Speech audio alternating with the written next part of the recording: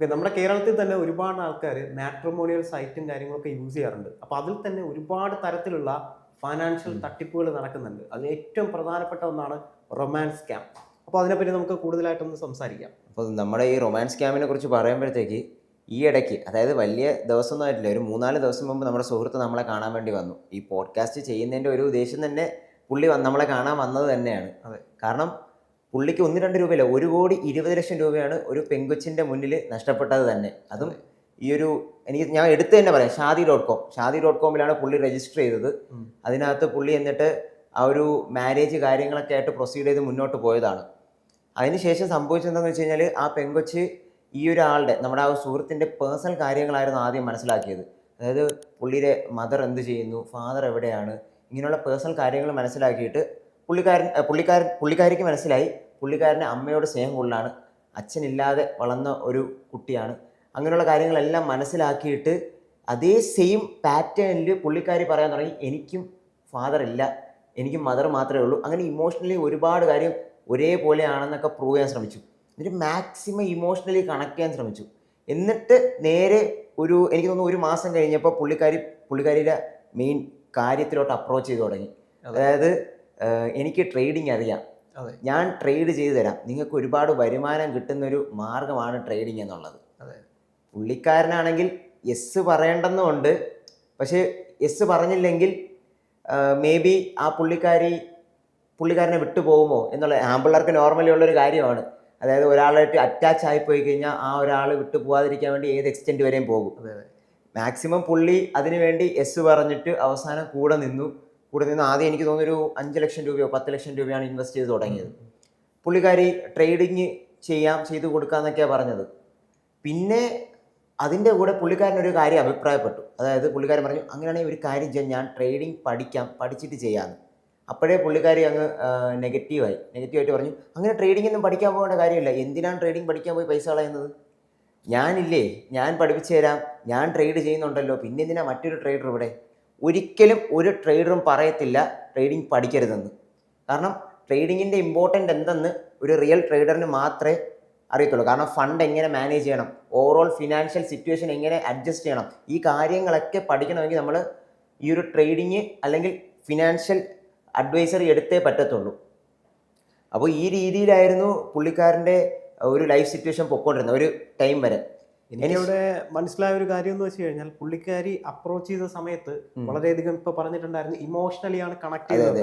അതായത് പക്ക പ്രൊഫഷണലി ആണ് പുള്ളിയെ സ്കാം ചെയ്തിട്ടുള്ളത്.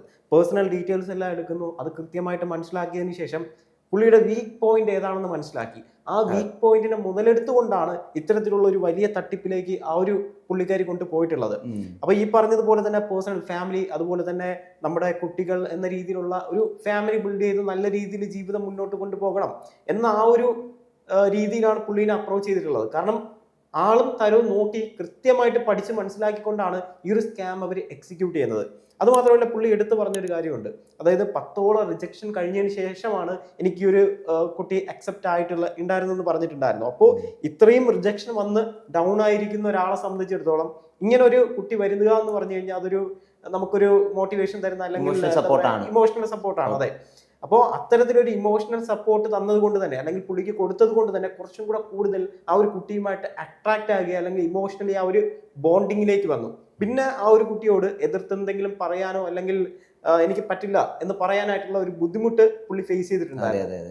അപ്പോൾ അത് പിന്നെ തുടങ്ങിയതിന് ശേഷം ആദ്യം എനിക്ക് തോന്നുന്നു 10 ലക്ഷം രൂപ ഇൻവെസ്റ്റ് ചെയ്ത് തുടങ്ങി. അതെ, 10 ലക്ഷം ഇൻവെസ്റ്റ് ചെയ്തു, പ്രോഫിറ്റ് കിട്ടി തുടങ്ങി. നമ്മൾ ആ ഒരു പുള്ളിക്കാരൻ നമുക്ക് സ്റ്റേറ്റ്മെന്റ് കാണിച്ചു തന്നു, അതിൽ ലോസ് എന്ന് പറയുന്ന സംഭവമേ ഇല്ല. എടുക്കുന്ന ട്രേഡ് എല്ലാം പ്രോഫിറ്റ് ആണ്. അത് കാണുമ്പോൾ തന്നെ നമുക്ക് മനസ്സിലാകാം അത് സ്കാം ആണെന്ന്. അപ്പോൾ ആദ്യം 10 ലക്ഷം, പിന്നെ അതിന് ശേഷം ഒരു 20 ലക്ഷം രൂപ ഇൻവെസ്റ്റ് ചെയ്തു. അതിനുശേഷം ഒരു ട്രസ്റ്റ് ബിൽഡ് ചെയ്യാനായിട്ട് പുള്ളിക്കാരിയുടെ കെയർ ഓഫിൽ പറഞ്ഞു, ഒരു കാര്യം ചെയ്യാം, നമുക്ക് ഇത്രയും രൂപ പ്രോഫിറ്റ് എടുത്തില്ലേ, നമുക്ക് ശകലം പണം വിഡ്രോ ചെയ്യാം. അങ്ങനെ പുള്ളിക്കാരനെ ഹെൽപ്പ് ചെയ്തിട്ട് ഒരു 4 lakhs വിഡ്രോ ചെയ്തു. 4 lakhs പുള്ളിക്കാരൻ്റെ അക്കൗണ്ടിലേക്ക് വന്നു. അപ്പോൾ പുള്ളിക്കാരൻ വിശ്വസിച്ചു, ട്രസ്റ്റബിൾ ആണ്, ഫണ്ടൊക്കെ തിരിച്ച് കിട്ടുന്നുണ്ട്, വിഡ്രോ ചെയ്യാനും കഴിയുന്നുണ്ട്. ഓക്കെ. എന്നിട്ട് അവർ നേരെ സെക്കൻഡ് സ്റ്റെപ്പിലോട്ട് പോയി. അപ്പോൾ ഇത്രയും രൂപയിട്ടൊക്കെ ഇൻവെസ്റ്റ് ചെയ്ത് ഇത്രയും പൈസ ഉണ്ടാക്കിയില്ലേ, ഇനി നമുക്ക് കുറച്ചുകൂടെ ഫണ്ട് കൂട്ടാം. അങ്ങനെ ഏകദേശം ആ ഇൻവെസ്റ്റ്മെന്റ് കൂട്ടി ഒരു 50 ലക്ഷം രൂപയാക്കി. 50 ലക്ഷത്തോളം രൂപ പുള്ളിക്കാരൻ കയ്യിൽ നിന്ന് ട്രേഡ് ചെയ്യാൻ വേണ്ടി ഇട്ടു. ഇതിനിടയിൽ ഒരു സംഭവം, ചെറിയൊരു സംഭവം നടന്നിട്ടുണ്ട്. അതായത് ഒരു 35 ലക്ഷം ഉള്ള സമയത്ത് പുള്ളിക്കാരൻ പറഞ്ഞു എനിക്ക് ഫണ്ട് അറേഞ്ച് ചെയ്യാൻ ഏകദേശം ഒരു 2-3 ഡേയ്സ് ടൈം വേണം, എനിക്കത് പറ്റത്തില്ല, ഇപ്പോൾ പെട്ടെന്ന് കയ്യിലില്ല ഫണ്ടെന്ന്. അപ്പോൾ പുള്ളിക്കാരി ഉടനെ പറഞ്ഞു അങ്ങനെയാണെങ്കിൽ കുഴപ്പമില്ലടാ, നീ ഫണ്ട് പിന്നെ എനിക്ക് തന്നാൽ മതി, നിനക്ക് വേണ്ടി ഞാൻ പൈസ ഇട്ട് തരാം, ഞാൻ ഇൻവെസ്റ്റ് ചെയ്തോളാം, ഞാൻ ഒരു 15 lakhs ഞാൻ ഇൻവെസ്റ്റ് ചെയ്യാം എന്നിങ്ങനെ പറഞ്ഞു. അപ്പോൾ അതും കൂടെ കേട്ടപ്പോൾ പുള്ളിക്കാരൻ അങ്ങ് ട്രസ്റ്റ് ബ്ലൈൻഡായി. കാരണം എനിക്ക് വേണ്ടി അവൾ ഫണ്ട് ഇൻവെസ്റ്റ് ചെയ്യുന്നു, അത് 1-2 രൂപയല്ല, 15 ലക്ഷം രൂപ ഇൻവെസ്റ്റ് ചെയ്യുന്നു, അതിൽ ട്രേഡ് ചെയ്യാന്നൊക്കെ പറയുന്നു. അപ്പോൾ പുള്ളിക്കാരനങ്ങ് മുഴുവനായിട്ട് പുള്ളിക്കാരിയുടെ മുമ്പിൽ വീണു, തീർന്നു. പിന്നെ എടുത്ത് മനസ്സിലാക്കേണ്ട ഒരു കാര്യം, അത് പേഴ്സണലി അല്ല, പുള്ളിക്കാരി പേഴ്സണലി അല്ല ആ ട്രേഡ് എടുത്തിട്ടുള്ളത്, അല്ലെങ്കിൽ ആ ട്രേഡിംഗ് രീതിയിലേക്ക് മുന്നോട്ട് പോയിട്ടുള്ളത്. ഇത് മറ്റൊരു പ്ലാറ്റ്ഫോമിന്റെ സഹായത്തോടു കൂടിയാണ്. അതൊരു ക്ലോൺ ആപ്ലിക്കേഷൻ ആണ്, അല്ലെങ്കിൽ നമുക്ക് എനിക്ക് പേര് കൃത്യമായിട്ട് ഓർക്കുന്നില്ല, ആ നല്ലൊരു ബ്രോക്കറുടെ ഒരു ക്ലോൺ ആപ്ലിക്കേഷൻ ക്രിയേറ്റ് ചെയ്തിട്ടാണ് ഇവർ ഈ ഒരു സ്കാം റൺ ചെയ്യുന്നത്. അപ്പൊ പുള്ളിക്കാരി അതിന്റെ ഒരു ഏജന്റ് ആയിട്ടാണ് ഇവിടെ പ്രവർത്തിക്കുന്നത്. അപ്പൊ ഇതിന്റെ പിന്നിൽ വലിയൊരു ടീം തന്നെ ഉണ്ട് എന്ന് നമുക്ക് മനസ്സിലാക്കാനായിട്ട് കഴിയും. കാരണം ഈ പുള്ളിക്കാരി പറയുന്നത് ആ ഒരു പ്ലാറ്റ്ഫോമിലേക്ക് നിനക്ക് സഹായത്തിന് വേണ്ടി ഞാൻ ഒരു 15 ലക്ഷം രൂപ ഡെപ്പോസിറ്റ് ചെയ്യാമെന്നാണ് പറയുന്നത്. സോ അത്തരത്തിൽ പുള്ളിക്കാരിയുടെ ഹെൽപ്പോട് കൂടി വലിയൊരു എമൗണ്ട് ആണ് ആ ഒരു പ്ലാറ്റ്ഫോമിനുള്ളിലേക്ക് ഡെപ്പോസിറ്റ് ചെയ്തിട്ടുള്ളത്. ശരിക്കും പറഞ്ഞാൽ ആ ഒരു 15 ലക്ഷം രൂപ ഡെപ്പോസിറ്റ് ചെയ്തിട്ടില്ല. ജസ്റ്റ് നമ്മളൊരു 15 lakh എന്ന് കൊടുത്തു കഴിഞ്ഞാൽ നമ്മുടെ ആ ഒരു ഡാഷ് ബോർഡിൽ കാണാനായിട്ട് കഴിയും. കാരണം അതൊരു ക്ലോൺ ആപ്ലിക്കേഷൻ ആണ്, ആർക്ക് വേണം എത്ര എമൗണ്ട് വേണം ആഡ് ചെയ്യാനും കഴിയും. ജസ്റ്റ് ടൈപ്പ് ചെയ്ത് എൻ്റർ ചെയ്ത് കൊടുത്താൽ മതി. റിയൽ മണി ആഡ് ചെയ്യണമെന്ന് യാതൊരു നിർബന്ധവും ഇല്ല. അപ്പോൾ നമ്മൾ നോക്കുമ്പോൾ നമ്മുടെ അക്കൗണ്ടിനകത്ത് ഫണ്ട് കിടക്കുന്നത് പോലെ കാണിക്കും. പക്ഷെ നമ്മൾ പിന്നെ വിഡ്രോ ചെയ്യാൻ നോക്കുന്ന സമയത്താണ് ആദ്യം ട്രസ്റ്റ് ബിൽഡ് ചെയ്യാൻ നേരത്തെ പറഞ്ഞതുപോലെ തന്നെ 1, 2, 3 തവണ വിഡ്രോയിൽ കൊടുക്കും. പക്ഷെ അതിനുശേഷമാണെങ്കിലോ നമ്മൾ വലിയൊരു എമൗണ്ട് ആണ് വിഡ്രോ അടിക്കാൻ നോക്കുന്നതെങ്കിൽ ആ സമയത്ത് വിഡ്രോയിൽ കിട്ടാത്തൊരു സിറ്റുവേഷനിലേക്കാണ് പോകുന്നത്. അപ്പോൾ അത് തന്നെ വലിയൊരു കാര്യമാണ്. അതായത് ഈ ഒരു ട്രസ്റ്റ് ബിൽഡ് ചെയ്യാനായിട്ട്, ട്രസ്റ്റ് ഇവിടെ ഏറ്റവും മെയിനായിട്ട് പുള്ളിക്കാരി യൂസ് ചെയ്ത സ്ട്രാറ്റജി ട്രസ്റ്റാണ്. അതെ, ഇമോഷണലി ആ ഒരു ട്രസ്റ്റ് ബിൽഡ് ചെയ്തിട്ടാണ് നേരെ ഈ കഴിഞ്ഞ ആവശ്യങ്ങളെല്ലാം പുള്ളിക്കാരി മുന്നോട്ട് വെച്ചത്.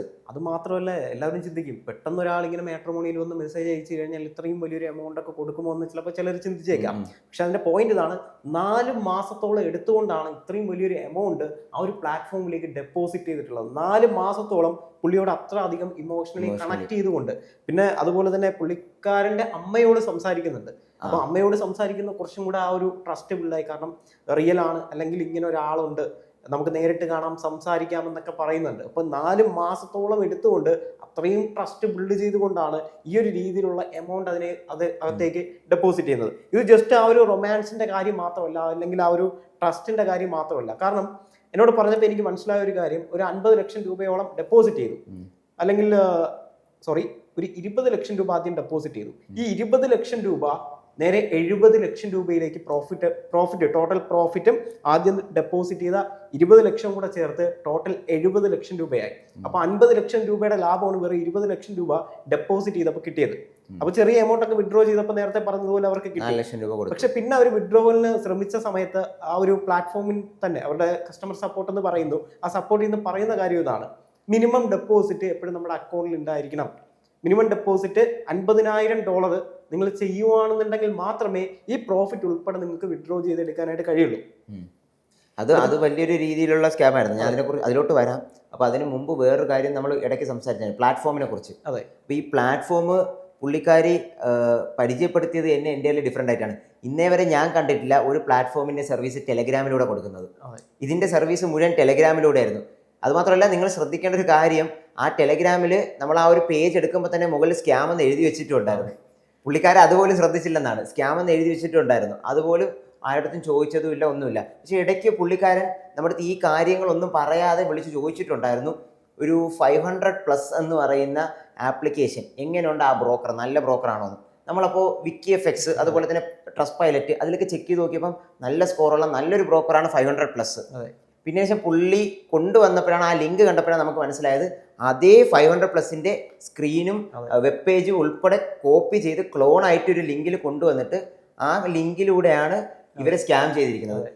കണ്ടു കഴിഞ്ഞാൽ കറക്റ്റ് ആ ഒരു പ്ലാറ്റ്ഫോം ആണെന്നേ പറയത്തുള്ളൂ. പക്ഷെ എൻ്റയർലി ഡിഫറെൻ്റ് ആണ്. അത് നിങ്ങൾക്ക് വേണമെങ്കിൽ ഈ ഒരു അക്കൗണ്ട് സ്റ്റാർട്ട് ചെയ്തിട്ട്, പുള്ളിക്കാരൻ പറയുകയും ചെയ്തു, ഈ ഒരു അക്കൗണ്ട് സ്റ്റാർട്ട് ചെയ്തിട്ട് ആ ഒരു പേജിൽ പോയിട്ട് ലോഗിൻ ചെയ്യാൻ നോക്കുമ്പോൾ ലോഗിൻ ആകുന്നില്ല. അതെ, അവരുടെ ഒഫീഷ്യൽ വെബ്സൈറ്റിൽ കയറുമ്പോൾ, കാരണം പുള്ളി ഞാനൊന്ന് ലോഗിൻ ചെയ്തോട്ടെ എന്ന് ചോദിച്ചു. പുള്ളി എനിക്ക് ആ ഒരു പ്ലാറ്റ്ഫോം ലോഗിൻ ചെയ്തിട്ടാണ് എൻ്റെ കയ്യിലേക്ക് തന്നത്.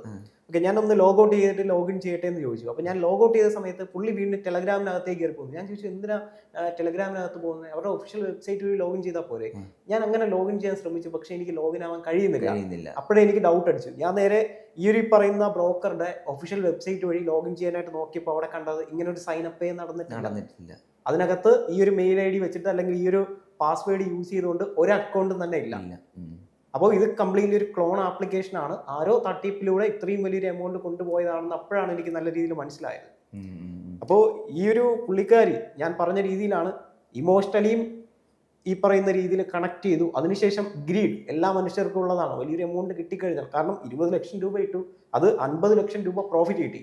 ആ പ്രോഫിറ്റ് വിഡ്രോ ചെയ്യണമെന്നുണ്ടെങ്കിൽ നിങ്ങൾ 10-40 ലക്ഷം രൂപ ഡെപ്പോസിറ്റ് ചെയ്ത് കഴിഞ്ഞാൽ മൊത്തത്തിൽ മുഴുവനായിട്ട് വിഡ്രോ ചെയ്യും. ആ ഒരു മെസ്സേജ് ഞാൻ നോക്കിയിട്ട് പറഞ്ഞുതരാം. കാരണം എന്ന് വെച്ച് കഴിഞ്ഞാൽ പുള്ളിക്കാരൻ അയച്ച ആ ഒരു മെസ്സേജിൽ ഈ ഒരു കസ്റ്റമർ സർവീസ്, അതായത് നമ്മുടെ ടെലഗ്രാമിലൂടെ ഇവർ പറയുന്ന ഈ 500+ കസ്റ്റമർ സർവീസ് ഒരു മെസ്സേജ് അയച്ചു.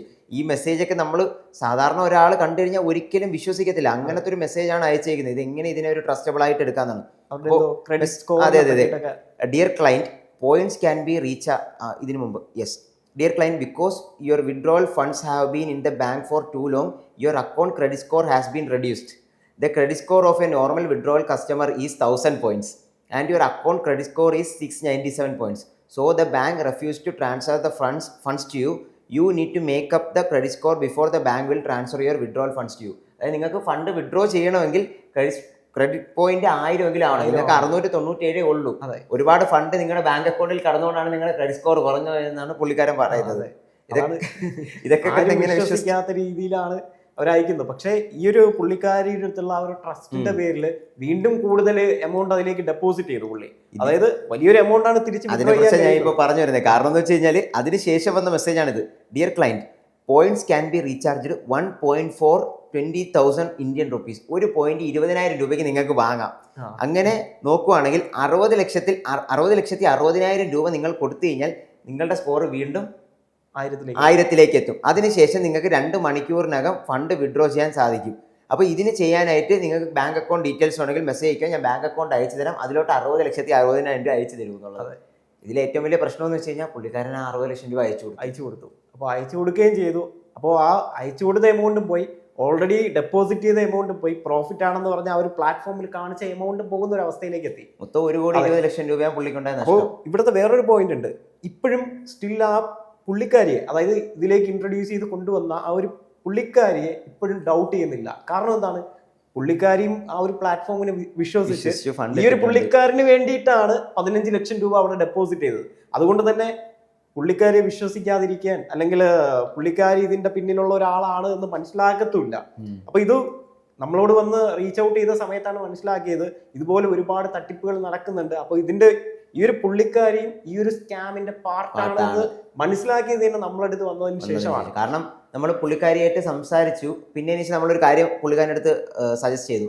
സ്റ്റിൽ ഇതൊരു സ്കാമിൽ പെട്ടു എന്നുള്ള രീതിയിൽ നിൽക്കണ്ട, പകരം നോർമലി എന്താണോ ചാറ്റ് ചെയ്യുന്നത്, നോർമലി ഏത് രീതിയിലാണോ മുന്നോട്ട് പോകുന്നത് ആ രീതിയിൽ തന്നെ ആ പെങ്കുച്ചായിട്ട് മുന്നോട്ട് പോയിക്കോളൂ. ഇപ്പോഴും കറന്റ് അവർ മെസ്സേജ് അയക്കുവാണ്, മുന്നോട്ട് പോയി ആ കണക്ഷൻ വീണ്ടും. കാരണം പുള്ളിക്കാരിയുടെ ഉദ്ദേശം എന്താണെന്നുള്ളത് മനസ്സിലാക്കാൻ വേണ്ടിയിട്ടാണ്.